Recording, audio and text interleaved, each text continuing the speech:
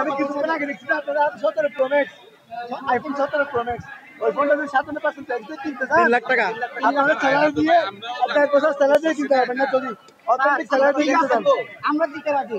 এই টাকাটা কি আসলে কি সরকারের হাতে যাবে?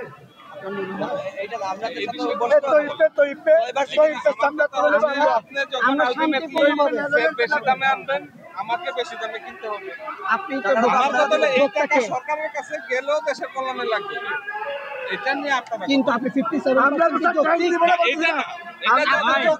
আপনার বিষয়টা বলি এইবার এটা যতটুকু কমানো যায় না হয় সেইটা ঠিক আছে, কিন্তু আপনি যেটা বলছেন আপনার বেতন 1 লাখ আপনি কিনতে পারবেন, যেই পোলার ফ্যামিলিতে 20,000 টাকা আয় মাসে 12,000 টাকা চলে একজন রিকশা চালক আমাদের পক্ষে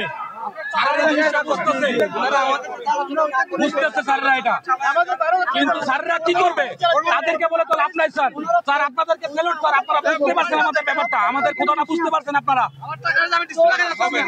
আপনি দেখেন সব আলোচনার মাধ্যমেই সব সমাধান। জি জি এটা হবে ইনশাআল্লাহ। আমরা এখানে শান্তিপূর্ণ আলোচনা হোক। স্যার আমরা চট্টগ্রাম থেকে আসছি। কেন আসছি? পেটার দায় আসছি। জি আমরা এখানে সবাই চট্টগ্রামের। আমার দোকানদাররা দৈনিক 20,000 টাকা বসুন করে। আমার স্টাফ আছে 10 জনের হচ্ছে আরো এইখানে 20,000 আমার 40,000 টাকা অশিক্ষিত কেউ নেই। আমরা কয়বার চিঠি দিছি ওনাদেরকে, ওনারা আমাদের এটা তো স্যার অযৌক্তিক। আমরা গত সপ্তাহে মাঠে নামছিলাম আপডেট জন্য, কারণ ওনারা আমাদেরকে বলতেছে চোর, তাহলে কাদেরকে আমরা বসাইছি? আমরা দেশের আমরা কাদেরকে বসাইছি?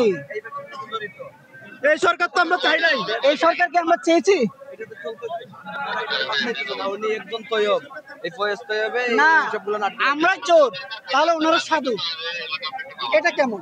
আমাদের ডেডলাইন সবকিছু আছে না, না আমরা চোর, আমরা রাস্তায় এসে চোর চোর যেহেতু বলতেছি তাহলে বসেই থাকি, চুরি করবো না, রাস্তায় বসে থাকি।